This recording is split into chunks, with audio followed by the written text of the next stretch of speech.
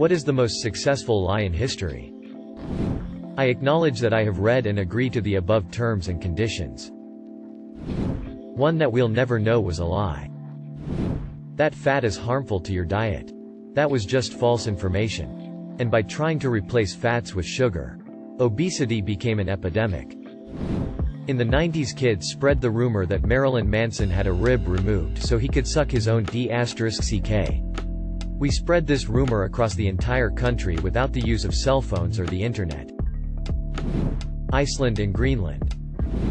Frank Abagnale Jr., the inspiration for Catch Me If You Can, apparently wasn't as big of a conman that the movie leads you to believe. He conned people into thinking he was a bigger conman than he actually was. Some tech for background. Have you ever heard of a radar detector? How about a radar detector? Which the police use to see if you have a detector. Ever wonder how they work? I mean, a radar detector is a receiver. How could the police possibly know you have one? Until recently, practically every radio used a concept called superheterodyne. Basically, there's a tiny radio transmitter in your receiver. That signal is mixed with the one from the antenna, and the result is what your receiver tunes to. It's one of the most important inventions of the 20th century. And you most likely never heard of it. Poor Ed. All he got for his work was jumping out a window to his death. The problem is that sometimes the tiny transmitter is poorly shielded and some of it leaks back out the antenna. If you know what that intermediate frequency is, you can listen for it. The escort radar detectors, which were super popular in the 80s, leaked like a sieve. Presto. Radar detectors. Takeaway. If you know what you're looking for, you can actually detect someone else's radio receiver. The setup. In 1942, RAF planes began using VHF radar to look for German submarines leaving port in France at night. All of a sudden they were getting sunk en masse. The Germans were familiar with other British radars working around this frequency and were able to find the new radar's frequency around August. They built a receiver, Matox, which was tuned to this frequency. When a plane using this radar was anywhere in the area, Matox would play a sound into the radio operator's headphones. By October, most of the fleet had it, and the RAF pilots were returning with stories about how the U-boats would always dive as soon as they turned toward them to attack. But the RAF had prepared for this moment. They knew it was only a matter of time before the Germans found the frequency. Earlier, 2 grad students had come up with a new device called the magnetron that produced very strong radio signals from a device the size of a breadbox. And the signal was really short. About 10 centimeters. Whereas their older radars were 150. So Matox was completely incapable of hearing it. It was tuned way too far from the frequency of the new signal. They rushed the new system into production, and the first set started arriving just in time for the U-boat campaign to start up again in spring when the weather got better. By March it was clear to the Germans something was up. Their boats were getting sunk en masse again. And the ones that escaped attack said there was no warning on their detectors. They tried everything to detect the new signal. But they just couldn't find it. This was because they were missing one extremely important bit of electronics. The crystal detector. And simply couldn't hear the signals no matter how hard they tried. And now the lie. Knowing something was up, U-boats were on high alert all the time. One got lucky and shot down its attacker. And captured the crew. During interrogation they asked why they could no longer detect the radar. The pilot told them they no longer used radar. Instead, he claimed, they had a receiver for Matox, and under perfect conditions they could pick it up 90 miles away. They only turned on the radar at the last minute for range measurements, so they knew when to drop the depth charges. By that time the U-boat was too busy exploding to notice. The Germans didn't believe him. But it was technically possible. Once can indeed make a receiver to detect your receiver. And Matox was known to be leaky, as it was deliberately built quick and cheap from a pre-war French radio set. So they built their own Matox receiver in the lab. And sure enough, they could detect it. So then they put it on a plane and detected one of their boats 60 miles away. Utter panic. Orders were sent out to all boats, turn off Matox. And so not only did the RAF get to keep using their fancy new magnetron radar without the Germans even trying to detect it, but then they turned off their perfectly good Matox detectors, and all the RAF planes with the older radars suddenly started working again too. And that is the greatest lie ever. By the end of June, The U-boat fleet was on the bottom of the ocean. This was not due entirely to this trick. There were a number of things that all arrived at almost the same time that did it. It was the combination of the new radars. Huff duff. Larger numbers of frigates dedicated to the task and the lack of any detectors on the U-boats that made even the old radars work again all arrived within 2 months. And that was that. The Germans finally figured it out sometime around November. Apparently the pilot made the whole thing up on his own. This little white lie helped open the Atlantic to the convoys of 1943 that led to the end of Italy's involvement and ultimately D-Day. Updates. Fixed the GRSP. Added links and minor changes to satisfy the Debbie Downers. That diamonds are valuable. Made one family really rich lol. And #X200B. Gotta love how many people try to defend their artificially inflated value.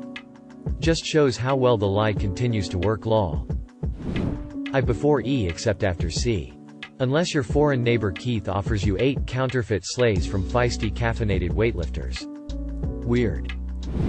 Santa Claus. Trojan horse comes to mind. That black people and watermelon are racist stereotypes. The truth is that when the slaves were freed they grew and sold watermelon as a way to earn money to feed, clothe and house themselves. The watermelon was actually a symbol of freedom and self-reliance for newly freed slaves. What happened was that the former slave owners saw this and started a propaganda campaign to turn white people away from buying food as they called it. It's probably one of the earliest examples of the press manipulating the truth for its owners. This is where the big lips and eating like animals pictures came from. When black people started selling chickens, the same thing happened. Only this time it came in movie form. The black people and fired chicken thing started in Birth of a Nation, the racist as fuck KKK movie. What should be symbols of freedom and self-reliance to a people struggling after centenaries of slavery were twisted into symbols of shame. So much so that 100 years later they are both still seen with negative connections. That lobbying isn't just bribery with extra steps. We are using mass surveillance to help catch terrorists. It's not you. It's me. Laws are designed to ensure that everyone is treated fairly and equally. For me it's that turning in the light in the car is illegal. Spoiler alert, it isn't. Fat is bad for you. Sugar is okay. Have 11 servings of bread per day. When the Allies tricked Germany into thinking D-Day was happening at other locations which weakened their defenses at the primary landing points. Only one I can think of is when Hitler successfully convinced all of Germany that the Jews were the problem. You need to buy a stone on a ring to show some form of dedication. That getting yourself in crazy debt at 18 years old to go to college is the only path to success in life. That hard work alone will bring you success, wealth. Vaccines causing autism. Bush claiming that Iraq has weapons of mass destruction. Religion. The harder you work, the more you will get paid. The highest paying position in a company requires no work at all. No matter how hard you work, you can never get there. Catherine the Great died having sex with a horse. She didn't. And this was known at the time. But a number of her contemporaries, mostly British and French leaders, who respected neither Russia nor female rulers, started the rumor in order to sully her legacy. And since the first thing that comes to a lot of people's minds when they think of Catherine the Great is the horse fucking story, the lie worked. Recycling plastic makes a difference. Newsflash.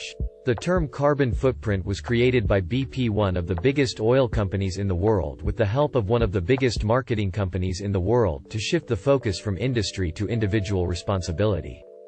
Edit. For more information check out this video which sums up the situation quite well. Trickle-down economics. That money doesn't buy happiness. Just a lie spun around by rich people so middle class, lower class people never go after it and buy into the delusion of money not being the answer to their problems when, in fact, it very much is. Same goes for countless other bullshit we've been taught for God knows how long. Edit. To everyone saying that it doesn't. Tell that to people who are poor, barely have anything to their name and are struggling to survive. I stand by my statement. It may not buy happiness to you and others, but as someone who has grown up in absolutely nothing. Money is the reason I was deprived of happiness, so the statement holds true for me. And I'm sure most third world country citizens would agree with me, as I belong to one as well. Not all truths are universal, I suppose. That politicians are genuinely going to help you once they're elected. That diamonds are rare and you should spend 3 months' income on a diamond engagement ring. My now wife would have shot me if I spent 18 grand on a fucking ring. The government's obfuscation of the drug war to villainize opioid dependence. Edit. Thanks for my first Reddit award. Stranger. Cigarettes don't cause cancer. Successful because of the money they made off that lie. That the 1% are to blame. The top 1% make $600K per year. That's a lot. But it's not the problem. The problem is the guy with 6B. The guy who makes 10,000x what the top 1% makes. And some guys have another 40x times that money. The difference from $600K and 6B is the same percentage as $60 to $600. The problem isn't the top 1%, which is 3M people. The problem is the top 0.0001%. The top 300 people. All the money is funneling to them. And letting them hide in the top 1% is the biggest lie and con there ever was. Half-Life 3. Religion has actually convinced people that there's an invisible man living in the sky who watches everything you do. Every minute of every day. And the invisible man has a special list of 10 things he does not want you to do. And if you do any of these 10 things, he has a special place. Full of fire and smoke and burning and torture and anguish. Where he will send you to live and suffer and burn and choke and scream and cry forever and ever, till the end of time. But he loves you. He loves you. And he needs money. He always needs money. He's all powerful, all perfect, all knowing, and all wise. Somehow just can't handle money. George Carlin. That you swallow an average of 8 spiders per night while sleeping. To test her theory that people are susceptible to accepting as true anything they read online. Lisa Holst, a columnist for PC Professional in the 1990s, conducted an experiment. Holst wrote a list of fabricated facts and statistics, including the folklore about the average person swallowing 8 spiders per year, and put it on the internet. That your government cares about you. Period. That you have to eat 3 times a day, and if you don't eat for a couple of days you will die. I am really surprised how many people still believe this bullocks. The donation of Constantine for sure. It was a forged document that gave the Western Roman Empire to the Pope.